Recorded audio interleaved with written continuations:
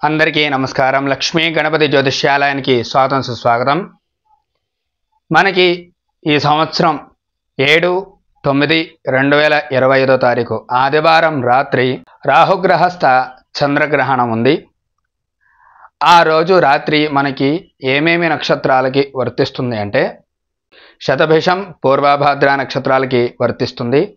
అలాగే శతభిష నక్షత్రం అంటే ఆ ఒక్క నక్షత్రానికి అధిపతి రాహు, పూర్వభాద్ర నక్షత్రానికి అధిపతి గురుడు.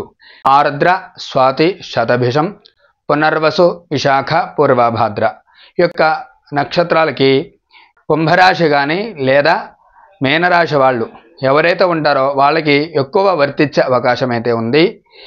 ఈ ఆర్ద్ర, స్వాతి, శతభిషం, పునర్వసు, విశాఖ, పూర్వభాద్ర యొక్క 6 నక్షత్ర వాళ్ళు ఎవరైతే ఉంటారో వాళ్ళందరూ కూడా రాహుగ్రహానికి మునుగులు దానం చేసుకోండి. గురుగ్రహానికి అంటే బృహస్పతి గ్రహానికి శనగలు దానం చేసుకోండి. చంద్రగ్రహణం కాబట్టి కేజీంపావు లేదా కేజీ మీద 100 గ్రాములు బియ్యం దానం అయితే చేసుకోండి.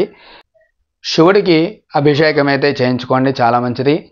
ఈ యొక్క గ్రహణం టైంలో ఆ ఒక గ్రహణం ఎప్పుడు అంటే మనకి రాత్రి 9:55 నుండి మొదలయ్యి అర్ధరాత్రి 1:26 ముగుస్తుందన్నమాట.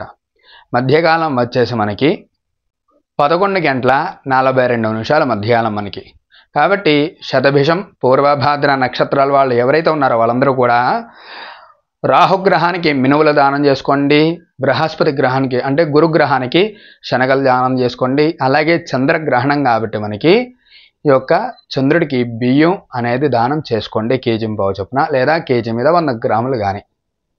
కుంభరాశి వాళ్ళు, మీనరాశి వాళ్ళు చాలా జాగ్రత్తగా అయితే ఉండండి. లైక్ చేయండి, షేర్ చేయండి, సబ్స్క్రైబ్ అయితే చేసుకోండి.